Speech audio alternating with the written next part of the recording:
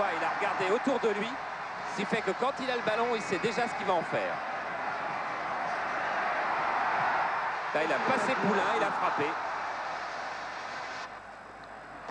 Voilà, et on se retrouve sur le banc marseillais, où effectivement, il y a pas doute, on était juste là quand on a marqué. Voilà, donc c'était la caméra isolée de la première mi-temps. Donc dans quelques instants, on procédera au tirage au sort pour savoir où se déroulera la finale de la Coupe de la Ligue. Voilà, ah ben il est commencé, c'est commencé, c'est Monsieur Calabro. Absolument, c'est Monsieur Calabro là, qui est en train de placer les papiers, qui les a vérifiés. Et c'est le petit Christophe, qui est un des petits minots, là, qui va tirer au sort. Voilà, alors qui va dépouiller, voilà. Voilà, Cannes. Donc on les met dedans. Là on vérifie tout là. Ah, on vérifie tout, parce qu'il faut quand même être sérieux, faire ça sérieusement. Donc cette finale de la Ligue, on tire le terrain entre Metz et Cannes, on met tout dedans. C'est que le match se déroulera sur le club qui sortira. Hein, le premier. Hein. Tout à fait. Alors, vous tirez.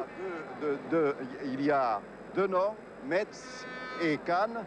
Alors, bien entendu, c'est le club qui va sortir où se déroulera le match, la finale de la Coupe de la Ligue. Voilà, alors c'est le petit Christophe qui va ouvrir ce papier. Tu nous dis ce que tu vois marqué. Cannes. Et voilà, c'est Cannes, ça fait un beau match. Cannes que la finale de la Ligue se déroulera le 9 décembre. Très bien, merci. Cannes-Metz, donc finale de la Coupe de la Ligue à Cannes. Et ce sera retransmis sur Canal+. Voilà le tirage qui a été fait par Monsieur Calabro. Alors, on va maintenant parler d'une opération qui concerne le football et la recherche pour le cancer avec Jean-Pierre Roca, qui est délégué national au sport auprès de la direction de l'ARC.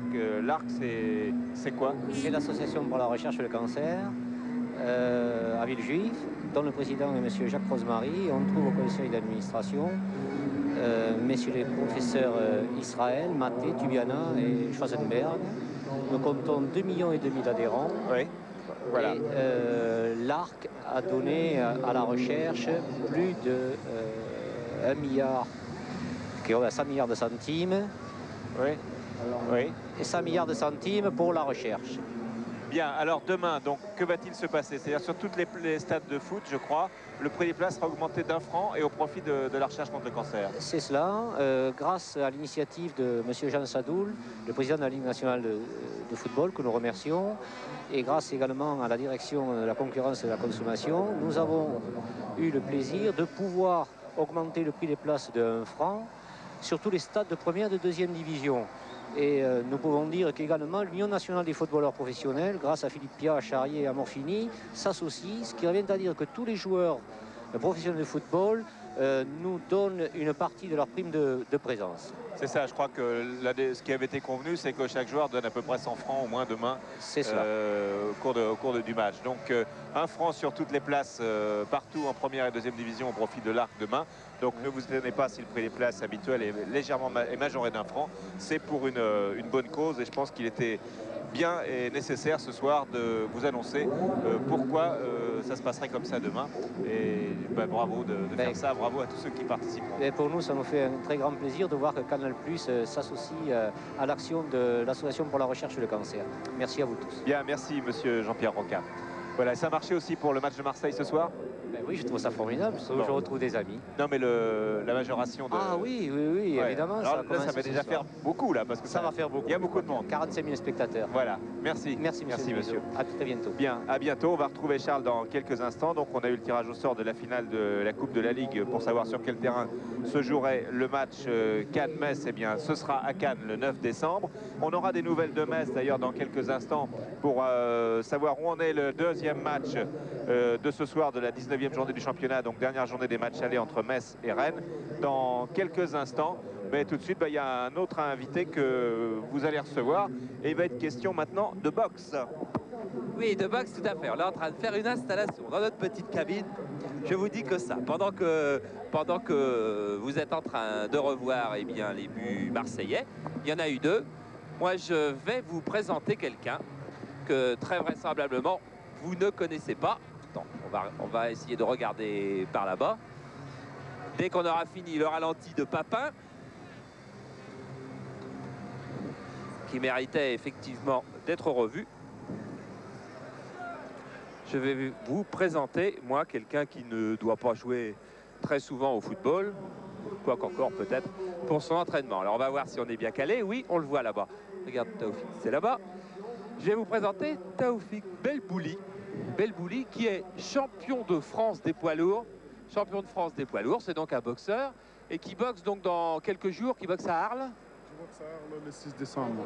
Le 6 décembre à Arles face à... Contre le champion d'Espagne. Ouais, Pantera Rodriguez, un adversaire très difficile qu'on a vu contre Lucien Rodriguez qui a été champion d'Europe des poids lourds. Voilà, donc je vous dis qu'on va vous le présenter parce qu'on vous présente beaucoup de boxe sur Canal+, et puis je suis un petit peu honteux parce qu'on n'a encore jamais vu de combat de Belbouli, que celui de Arles, normalement on le fait pas en direct non plus, mais on essaiera d'en avoir des images. Et puis il faut que vous connaissiez Belbouli parce que c'est une grande nouvelle aujourd'hui. Belbouli, vous allez faire un championnat du monde. J'espère bien, ouais, au mois de juin. Voilà, c'est... Bon, il espère bien, en fait, je peux vous dire que ce combat, il a été quasiment signé par M. Gomez, un promoteur de Lyon, et que Belbouli va nous faire un championnat du monde des lourds légers, parce que ça ne serait pas celui des poids lourds. Parce qu'à combien boxez-vous habituellement? Quel poids? Lourd léger, là je boxe en lourd léger. C'est-à-dire vous allez être à 86 la limite. 86 kilos. Ouais. Bon, ça vous pose pas de problème de revenir à 86 kilos? Non, pas de problème de poids, non. Bon, alors je crois que vous avez 17 combats pro. 17 combats, 16 victoires, une défaite. Voilà, et vous faites partie de ces catégories, donc lourd et lourd léger, qu'on connaît assez peu en France, qu'on essaie, nous, de remettre à l'ordre du jour. On a monté 2 combats de poids lourds la semaine dernière à la Mutualité. Ben, j'espère qu'on aura l'occasion de vous voir bientôt, que vous allez donc battre Rodriguez à Arles pour commencer. Et puis après, ben, ce championnat du monde des lourds légers avec un Français, Belbouli. Vous êtes établi à Marseille? À Marseille, oui. Et vous entraînez où? Au Boxing Club Marseillais. Boxing Club Marseillais. Ben regardez une dernière fois là-bas, on n'est pas très éclairé. Peut-être s'avancer un tout petit peu pour que vous voyez bien ce visage. C'est Taoufik Belbouli, champion de France des poids lourds et qui disputera un championnat du monde. On n'a pas beaucoup de Français qui font un championnat du monde, alors regardez-le bien. On le retrouvera très bientôt. Merci Belbouli, merci à Monsieur Gomez aussi. Et bonne chance à cette réunion de Arles. Et un petit coup d'œil à notre sponsor. Et à son jeu.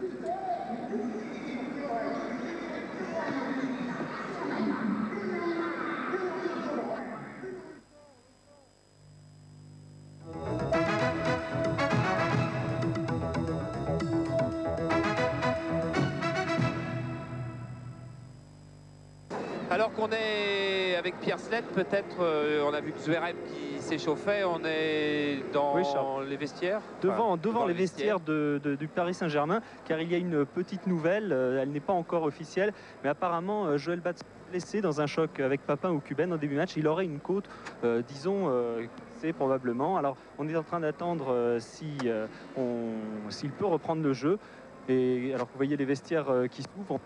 Donc s'il peut reprendre le jeu, et c'est pour ça que vous avez vu Daniel Zverev s'échauffer. En tout cas, on attend le docteur aussi de l'OM, le docteur Kos, qui est passé et qui a soigné Joël Batz. Et on attend donc le verdict d'ici quelques secondes. Ça voudrait dire que si Batz ne jouait pas, ça serait Zverev le gardien? Ah non, pas forcément. Ça serait Pilorget ou Janol, vraisemblablement, qui sont en l'absence de Fernandez, puisque c'était Fernandez le remplaçant lorsque tel problème pouvait se produire. Je pense que Pilorget et Janol sont 2 gardiens de but qu'on voit assez souvent au camp des loges à l'entraînement, qui pourraient prendre place dans les buts. Cela dit, je ne sais pas. Pierre Reynaud, le demi-défensif, est peut-être aussi, aussi gardien de but chez les cadets. Je sais qu'il jouait à Chatou, mais je pense pas. Non, je verrais bien Pilorget ou Janol, mais attention, il y a un corps médical de haute qualité au PSG. Ils peuvent aussi remettre Joël Batz sur pied. Voilà la porte qui s'entrouvre. Alors apparemment on vient de me faire signe que Joël Batz sortirait. Alors on ne sait pas encore qui le remplacerait dans les buts. On va essayer de jeter un petit coup d'œil à l'intérieur des vestiaires. Pierre, il y a Georges Romano juste sur la droite qui est un des gardiens de but en même temps que le cuisinier du PSG qui en sait peut-être. Absolument. Vous sortez des vestiaires, les dirigeants du Paris Saint-Germain. Donc Joël sort et qui le remplace? Janol. C'est Janol donc qui rentre dans les buts. Mine triste, hein. Oui, bien sûr. On vient de me confirmer, évidemment, pour vous, c'est une catastrophe. Ça, c'est certain que c'est une catastrophe. Il s'est blessé en début de match. Et il a pris un coup, il a mal aux côtes. On ne sait pas ce qu'il a. Le médecin est là. On l'a vu à l'image, mais bon, ça ne nous a pas semblé évidemment avoir de telles conséquences. C'est certainement lorsqu'il est sorti dégagé au point de la main gauche là, sur la tête de Papin, là, sur la deuxième ou troisième action marseillaise. Il est resté à genoux même quelques secondes, quoi. Enfin, accroupi plutôt. Ça ne va pas arranger effectivement les affaires de PSG. Certainement que Poulain va glisser au poste de libéraux à la place de Janol. Janol ira dans les buts et Zverev rentrera au milieu du terrain. Ou bien Suzy glissera plus en retrait et Zverev en attaque. Mais est-ce qu'on peut prendre des risques du côté de PSG alors qu'on n'a plus son gardien titulaire? Voilà, on voit Charles Tallard, Francis Borrelli et Georges Romano. Donc, c'est l'état-major de crise.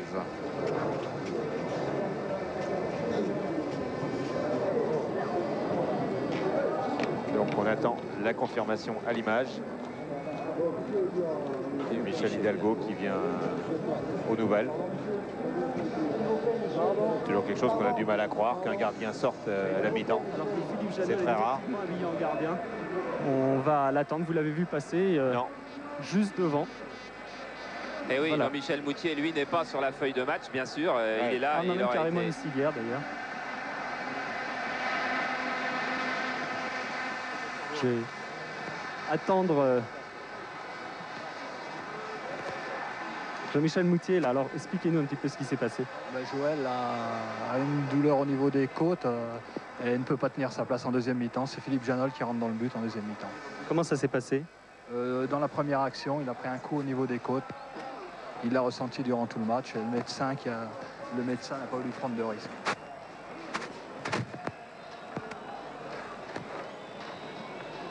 Philippe Janol, je crois que c'est de votre vie que vous jouez gardien dans un match officiel? Non, pas du tout. Non, j'ai déjà fait à peu près une heure et demie de match en 2 fois. Et on avait gagné un match et fait match nul l'autre. Alors j'espère que ce sera pareil ce soir. Mais enfin, il faut être solidaire et puis il faut penser à ça surtout. Comment ça va se passer sur le terrain? Il va y avoir des changements avec Zverev est rentré. Vous savez, maintenant, on perd 2-0. Je crois qu'il faut jouer notre va-tout et puis aller au fond de nos actions. Et puis à partir de là, moi étant dans les buts, je crois que tout le monde va être solidaire et tout le monde va me protéger. Bon, maintenant, j'espère qu'on arrivera à remonter ce handicap, ce lourd handicap. Mais moi, je vais essayer de faire mon mieux possible. Très bien, bonne chance. Et un décontracté, hein. Ah oui, tout à fait. Oui, il est toujours assez décontracté, Philippe Janol, mais je peux vous dire qu'il est sûrement pas décontracté parce que même s'il a effectivement joué 2 fois, c'était avec Nancy dans les buts, c'est quand même là un drôle de moment qui l'attend. 3 quarts d'heure avec la pression marseillaise devant 50 000 personnes.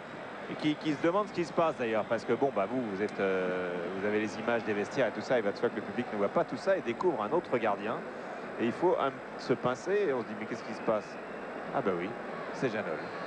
Alors que c'est Ayache qui passe en défense centrale avec Pilorget, Baconnier. Donc Pilorget et Baconnier vont vraisemblablement prendre Papin et Cuben.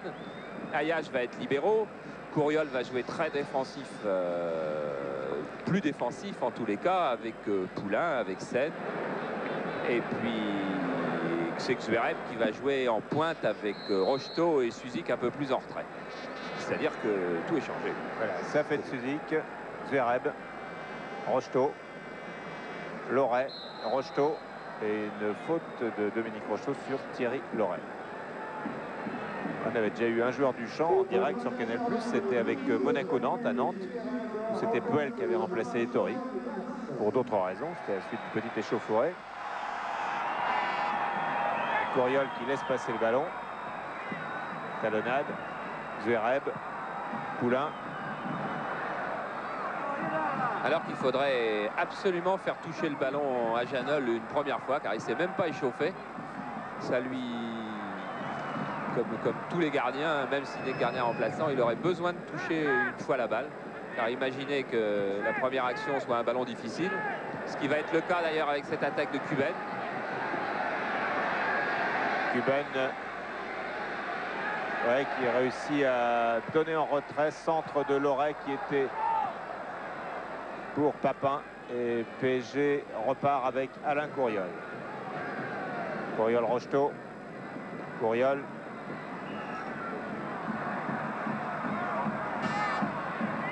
Ça ne passe pas. Bad, Courriol qui s'accroche et Bad encore plus. Et à tel point d'ailleurs qu'il y a une faute en faveur de Paris Saint-Germain. Et Janol n'a toujours pas touché le ballon. Et voilà, et on voit que Suzik qui vient tirer un coup franc lance. Ça veut dire que Suzik a repris sa position habituelle au milieu du terrain. Poulain-Rocheteau. Galtier.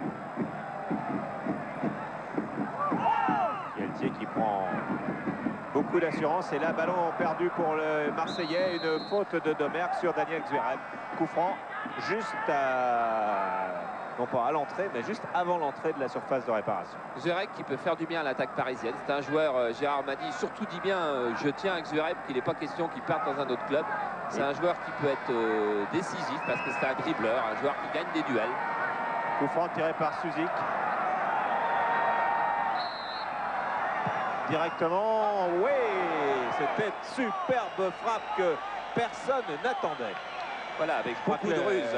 La caméra telle qu'elle a été placée là nous a permis de l'apprécier, je crois, avant tout le monde. Enfin, avant ceux qui sont sur le terrain. Regardez. Il avait brossé sa balle de l'intérieur du pied gauche et regardez comme elle revenait près de la lucarne de Bell, alors que tout le monde attendait un centre de l'extérieur du pied pour aller chercher une tête quelconque. Mais la meilleure tête parisienne, eh bien, ne marquera pas de but de la tête ce soir, car c'est Janol et Janol est dans les buts.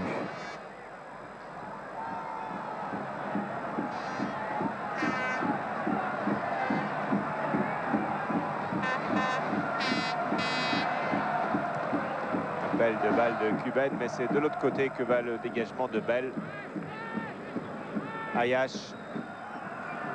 Poulain. Rocheteau, Zverev en déviation et Loret. Et nouveau coup franc pour une faute sur Galtier. Coup franc tiré par Jean-François Domergue. Domergue pour Cubaine. Ah oui, qui prend le meilleur et Papin qui arrive. Et encore Cubaine. Ah, ce sont des coups de boutoir de ces deux-là qui sont toujours dangereux, Cubaine et Papin. Et une faute de Pilorget sur Cubaine.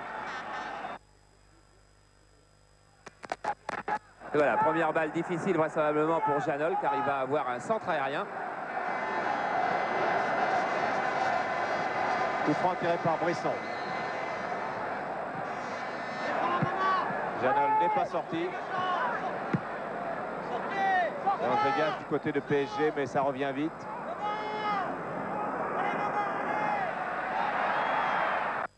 Papin.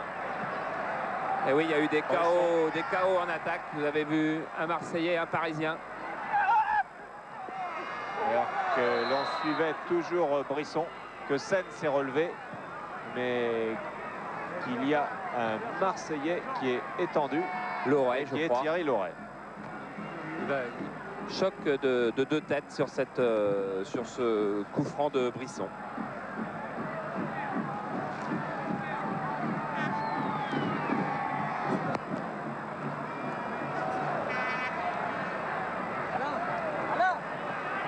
Thierry Loret qui... Oui, vous voyez, voilà. C'est au premier plan là. Ah oui. Les deux têtes l'une contre l'autre.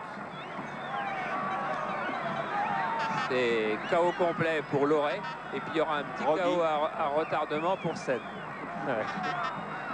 Vous voyez complètement à gauche, on a vu Sen qui commençait à s'agenouiller et qui tombait. Charles? Oui, Pierre. Oui, alors que je suis avec Pierre-Jean Brouze qui vient d'avoir des nouvelles plus précises de Joël Batz.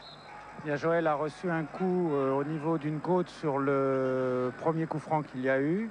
Et il se trouve que cette côte est cassée. Et nous l'avons fait examiner par le médecin de l'OM et le médecin du stade. On revient au jeu, Jean-Paul. L'envoyer à l'hôpital pour des examens complémentaires.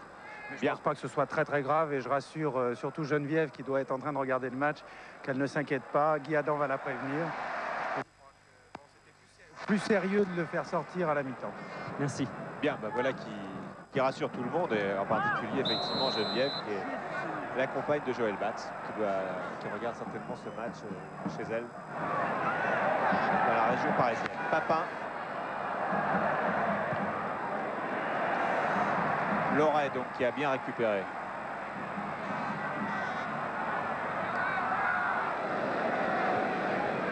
Zanon. Pichenette pour Cuban, envoyé par Pilorget. Et c'est Couriol qui vient se jeter sur ce ballon. Pilorget. Zverev. Poulain.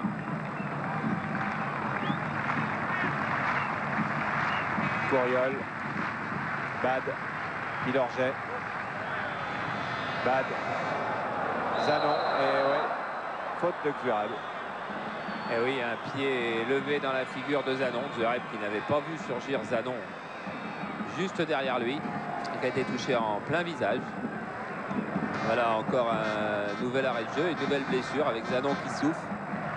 C'est visible. Alors on voit bien. Zverev se retourne, mais il regarde que le ballon, vous voyez, et il ne voit pas Zanon qui est venu mettre la tête. Qui est touché au visage. Ouais. Ah ouais, ça va certainement nuire à la qualité de la deuxième mi-temps. Lorsque un gardien de but est blessé, vous savez, c'est un personnage un peu fétiche, un peu protégé dans toutes les équipes. Et lorsqu'un gardien, fût-ce un gardien adverse, est blessé, ça trouble tout le monde. Ça trouble l'équipe du gardien, mais ça trouble aussi les adversaires. Qui savent bien que ça peut leur arriver, puis qui savent que...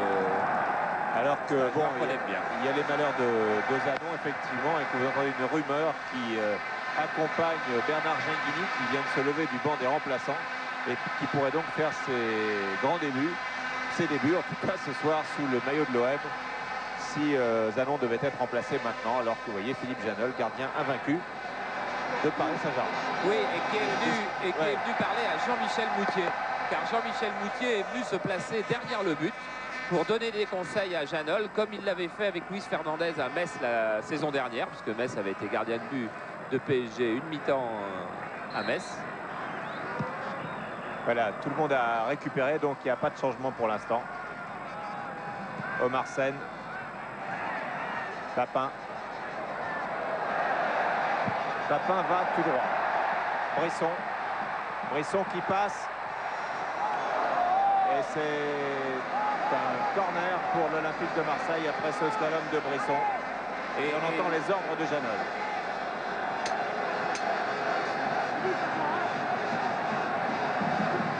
Ils sont couverts, on ne les entend pas car ils sont couverts par les 45 000 spectateurs du stade qui attendent le troisième but. Et bonne sortie, oui, bon, pas mal la sortie de Janol quand même. Voilà, blocage en deux temps, il était parti un petit peu loin peut-être. Regardez, en tous les cas, il a bien fait ses petits sautillements pour aller se placer. Et jusque là c'est bien. Bon, oui. On relâche un petit peu, mais il faisait écran de son corps, alors ça va. C'est vrai que le rythme du match a été cassé déjà par ce changement qui trouble tout le monde.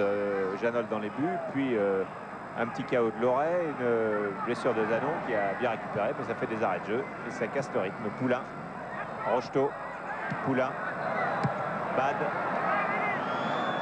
Ayache, Bad, William Ayache, attention à Cuban qui est là, Pilorget, et voilà Papin qui arrive.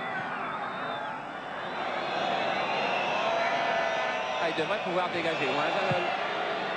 Pas sur ce coup-là en tous les cas. Sur Loret. Couriol, Cuban, Loret.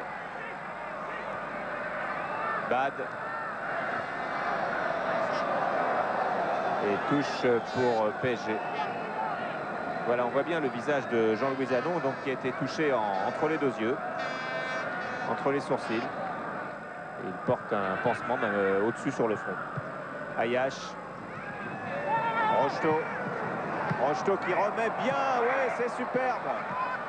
Bon retourné de Daniel Zverev. Et c'est un corner pour Paris Saint-Germain.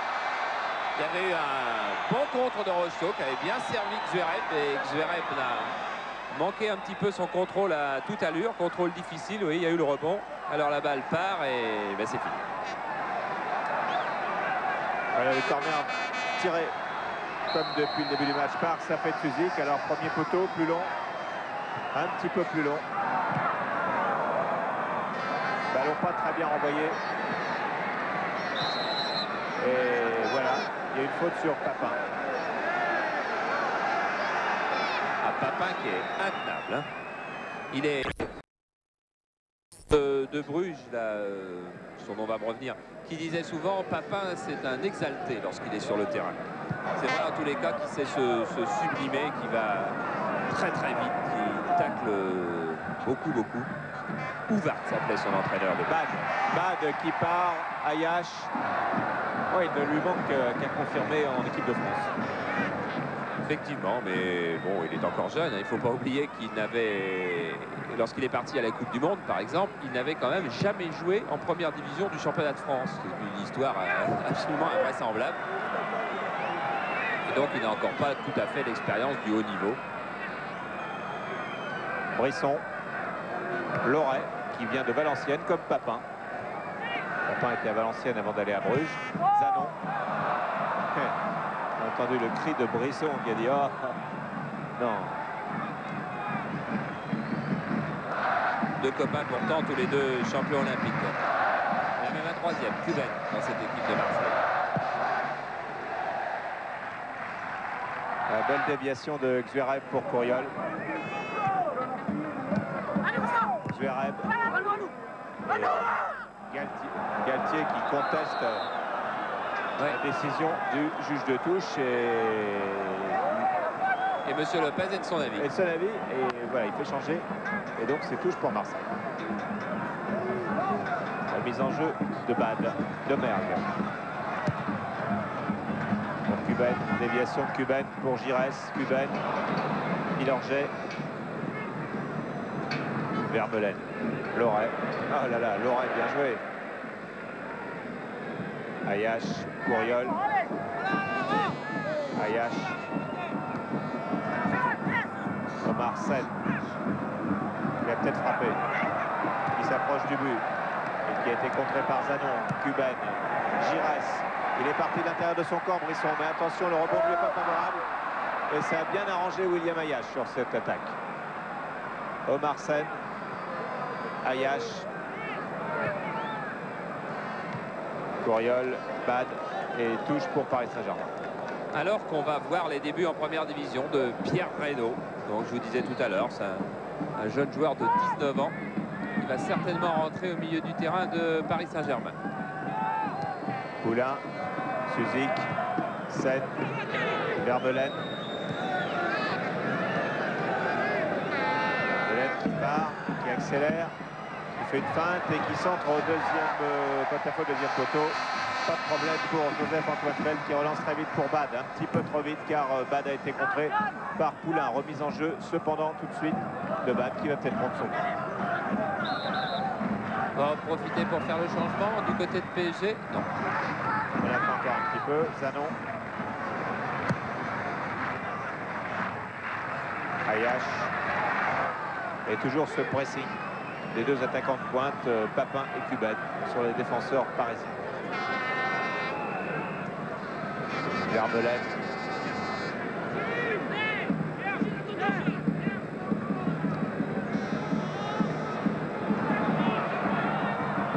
Voilà Suzik qui attend le ballon, qui ne l'a pas.